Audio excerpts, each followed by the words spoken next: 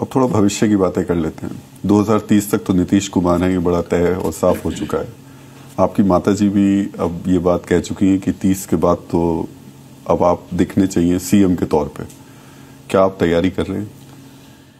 राज्य मेरे लिए प्राथमिकता रहा है और इस बात को मैंने बहुत ईमानदारी से मैंने कबूल किया है। बिहार बिहारियों के लिए ही मैं राजनीति में आया हूँ।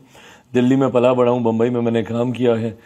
मेरी ये सोच रही है कि अपने राज्य जाकर उसके विकास के लिए, उसको एक विकसित राज्य बनाने के लिए मुझे कार्य करना है। तीसरी बार का सांसद बनने के बाद ये भी मुझे स्पष्टता आ गई कि भैया दिल्ली में रह के तो कम से कम आप अपनी सोच को धरातल पे नहीं उतार सकते, उसके लिए बिहार आपको जाना होगा। मैं इसी चुनाव में विधानसभा का मैं चुनाव लड़ना चाहता था, पर नेगोशिएशन से इतने खिंचे डिले हुआ तो नहीं संभव हो पाया मेरा इस बार चुनाव लड़ना।